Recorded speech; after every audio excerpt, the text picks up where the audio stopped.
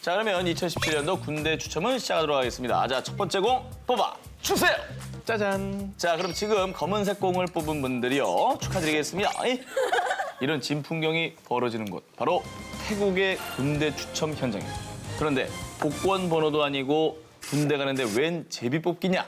태국은 만 21세 이상 남성들을 상대로 우리나라처럼 징병제를 실시하고 있는데요. 일단 신체 검사를 통과한 사람들을 상대로 자원 입대 신청을 받는데요. 자원 입대의 경우는 6개월에서 1년간 군복무를 하는데 만일 이 인원이 징병해야 하는 군인의 수보다 부족하다 하는 경우에는 추첨을 통해서 모자란 병력을 보충하고 있는 것이죠.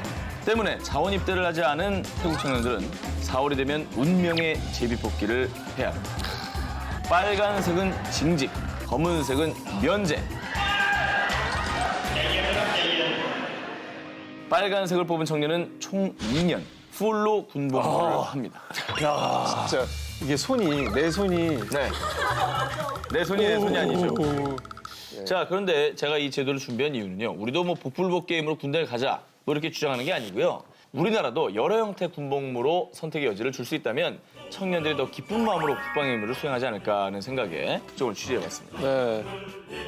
두 분이 만일에 이제 태국 남자라면 어떻게 자원 집대를 하실 거예요? 제비 복귀 하실 거예요? 제 성격은 자연 입대입니다. 저도 네, 그래요. 깔끔하게 그냥 하고 있는 게 나을 것 같습니다. 왜냐면 씨는 뭘 선택할지 우리가 다 아니까. 그러니까. 아니요, 여기까지 그게 하도록 이제 하겠습니다. 여러분들의 생각인데요. 예. 저는 자원 입대를 합니다. 왜냐하면 곰손이에요. 뭘 뽑아도 제대로 된 게 하나도 없어. 지손을 못 믿어. 네, 내 손을 못 믿어. 내가 내 손을 못 믿어. 자, 국내 도입이 시급한 세계 제도 19, 9위 공개합니다. 문화재를 대하는 자세, 무소유. 우리나라의 여러 유적지 이곳저곳에 쓰레기를 버리지 마시오, 만지지 마시오. 이런 편말들이 많이 있지 않습니까? 그런데 이것도 하나 추가되어야 할 것 같습니다. 얼마나 위험한 거냐면요. 힌트를 드리자면 이것은 코끼리보다 위험합니다. 코끼리보다 위험하다고요? 위험. 그렇습니다. 코끼리가 위험해요? 맹수 아니에요, 맹수? 그러면? 정답은 네. 하이힐입니다.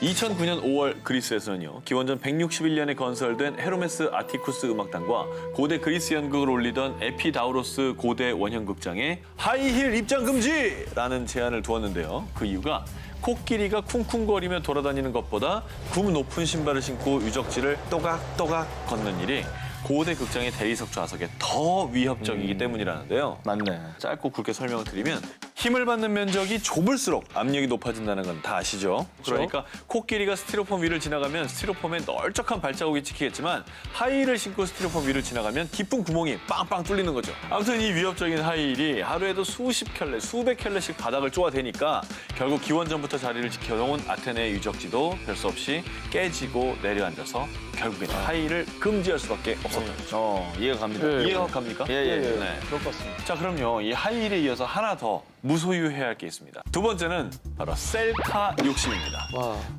뭐. 그 뭐야? 대리석 동상 깨진 거야? 아, 저 뒤로 이렇게 가다가 무너뜨렸나 보다. 아이고, 저 위에 저게. 아, 날아갔네.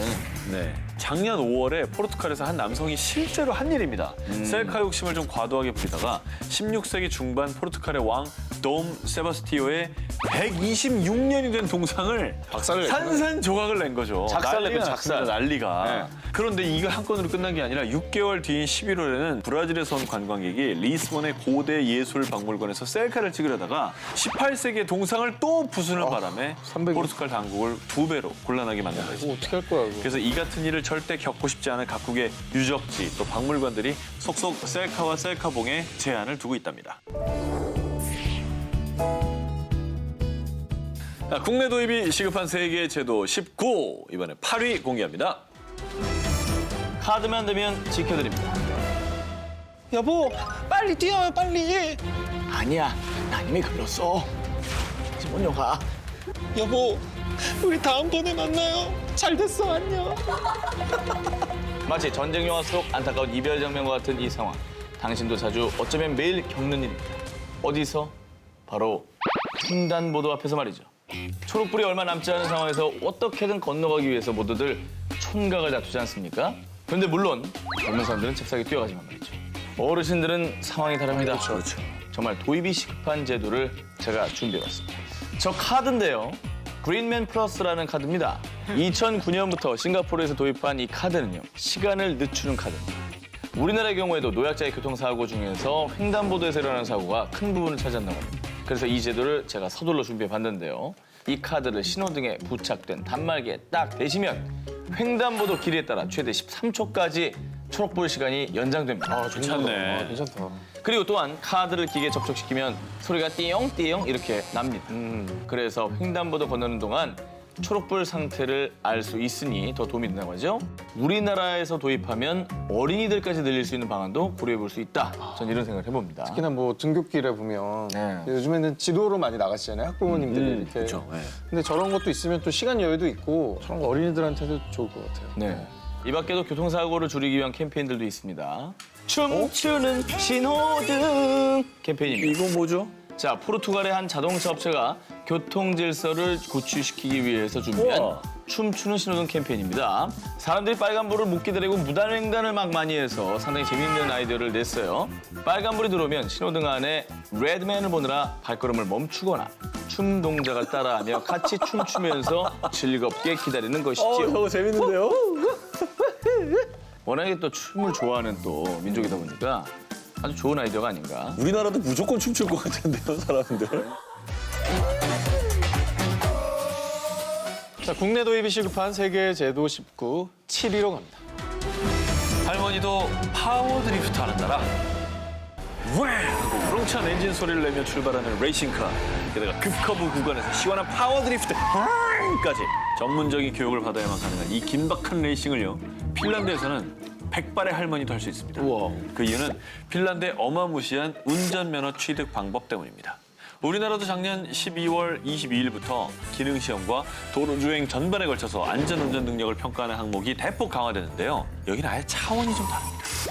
아시다시피 핀란드가 겨울이 유독 길고 눈이 내리는 날도 많습니다. 그래서 핀란드에서는 운전하다가 얼음이 꽁꽁 얼어붙어서 빙판이 된 도로를 주행하는 날이 대부분이어서요. 핀란드의 운전면허 시험은 지옥의 코스라 불릴 만큼 까다롭고 어렵다고 합니다. 이 면허 시험 과정부터가 아주 심상치 않습니다. 먼저 도로에 물을 막 뿌리고요. 저건요 마치 눈이 녹은 것 같아서 흥건하게 젖은 노면을 만드는 건데요. 대단하다. 그 이유는 차가 미끄러지는 상황에서 차량을 제대로 통제할 수 있는지 교육을 하고 또 평가하기 때문이랍니다. 이거는 이제 진짜 해야 되는 것 같아요. 그렇죠. 사실. 우리나라도 필요해요. 해요. 네. 자, 그리고 여기서 끝이 아니고요. 핀란드에서는 숲길을 달리다가 갑자기 야생동물이 달려나오는 경우가 아주 흔한 일입니다. 네. 이 돌발 상황에 즉각적으로 반응하는 시험도 치르는데요. 모형 자동차와 컴퓨터 시뮬레이션 영상을 통해서 평가를 하고 있는데 이 밖에도 뭐 눈길 드리프트, 스핀을 포함한 교육을요. 약 30시간 이상 모두 이수를 하고 그다음에 시험에도 통과를 해야 하는데요. 이렇게 하면 그럼 드디어 면허가 발급되는 것이냐? 그것도 아닙니다. 먼저 임시 면허를 발급해 주고요. 이후에 2년간 교통법규 위반이 2번 미만이어야 정식 운전면허가 발급된다고 합니다. 국내 도입이 시급한 세계제도 19, 이번에 6위 공개합니다. 브라질 쓰레기를 팝니다. 네? 브라질의 남부 쿠리치바는요, 약 180만 명의 주민들이 살고 있는 작은 도시인데요. 그런데 이 작은 도시가 지구에서 가장 환경적인 도시로 명성을 떨치고 있다고 합니다. 이 명성을 떨치는 이유, 이곳의 쓰레기 재활용률이 무려 70%이기 때문이죠. 주민 1인당 녹지 면적이 51제곱미터고요.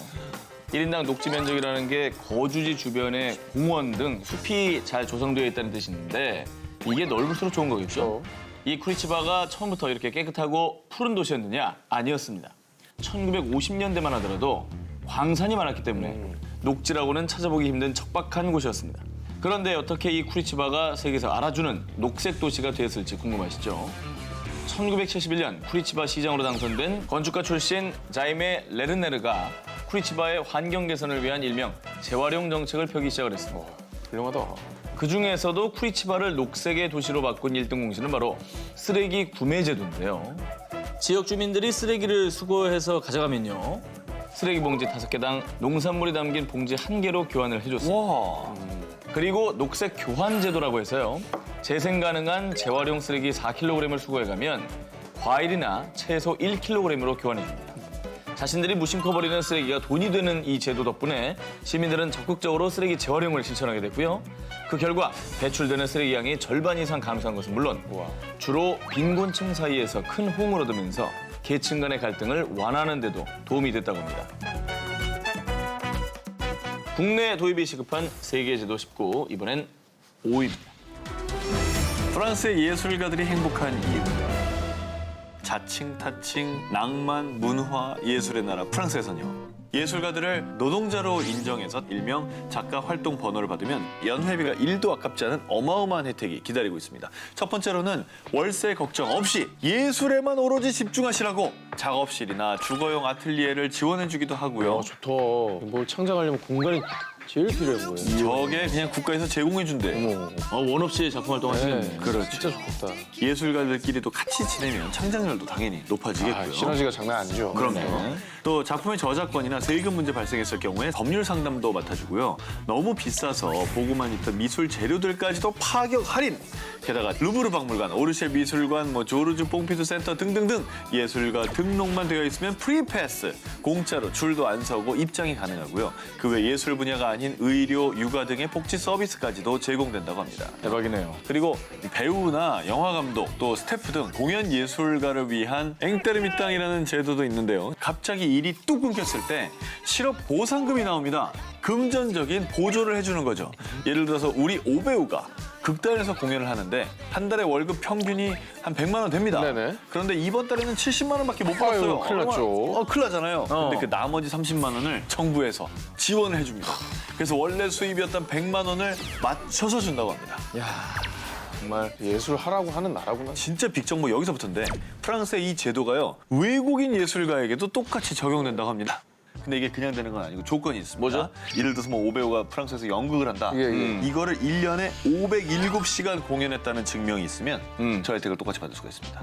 이게 프랑스가 세계 각국의 예술가들을 자석처럼 프랑스로 쫙쫙 끌어들이는 원동력인 거죠.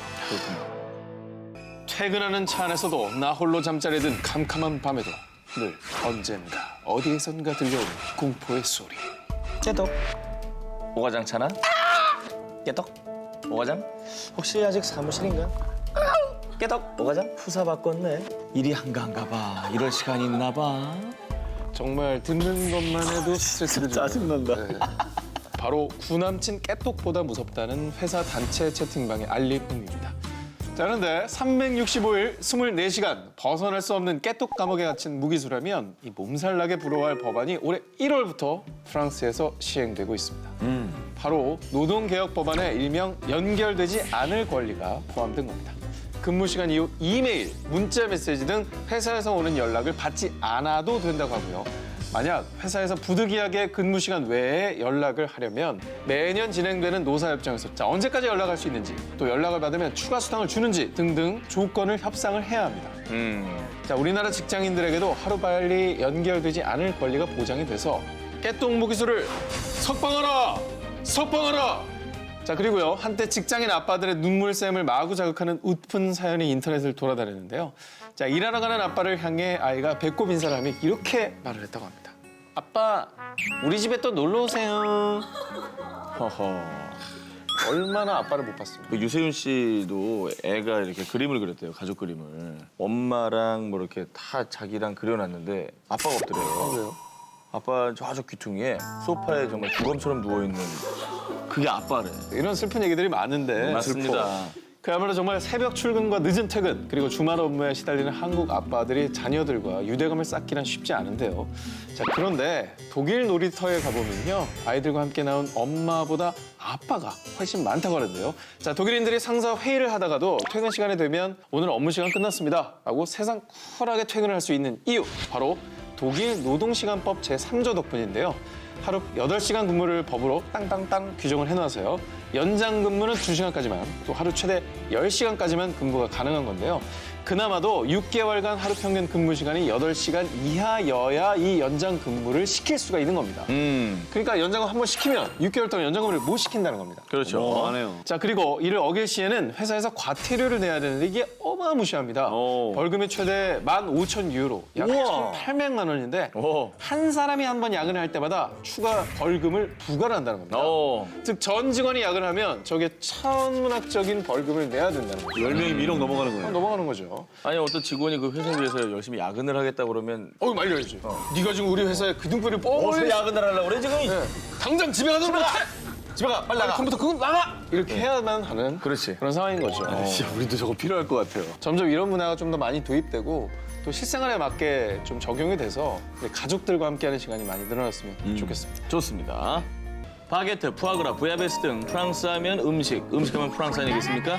이런 미식의 나라답게 상상 이상으로 엄격하고 까다로운 학교 급식 규정이 있다고 합니다. 궁금하다. 꽤나 디테일합니다. 먼저 아이들이 여기저기 뿌려먹는 케첩. 케첩을 이렇게 뿌려야 됩니까? 마지막쯤에는 이제 이렇게 되거든요. 예. 그 케첩. 자, 케첩에 뭐가 많이 들어있죠? 바로 당분이 많이 들어있죠. 탕이죠. 자, 그래서요, 일주일에 케첩을 2회 미만으로만 제공하고 있다고 합니다. 줘버리는 아예 안 줘버립니다. 근데 혹시 아니 소스 못 뿌리게 하고 뭔 맛으로 밥을 먹대요? 하시는 학부모님들도 계실 수 있는데요. 자, 이 사진을 보시면 생각이 달라집니다.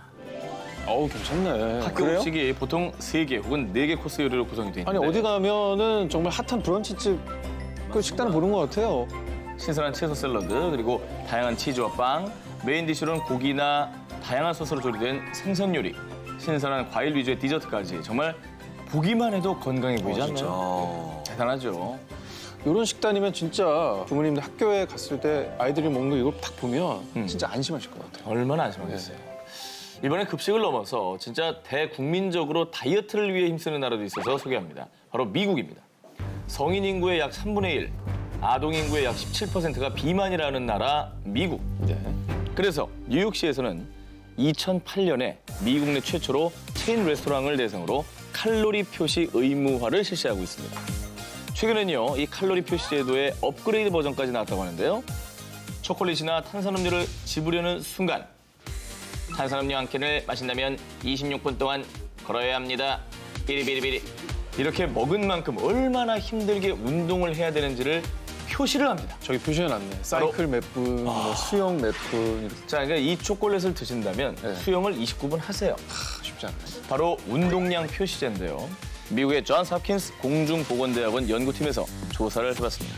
실제로 사람들이 구매하는 음료의 평균 칼로리가 203kcal에서 179kcal로 낮아졌다고 합니다. 쉽게 말하면 콜라를 사려고 하다가도 칼로리가 좀 낮게 써 있는 탄산수를 집어든다는 겁니다. 그렇지. 바로 옆에 있으면 그럼. 여기 막 1시간 뛰어야 된다 그러면 옆에 걸 집죠. 그렇죠. 40분짜리로. 왜냐면 한 시간 안 뛸 거거든요.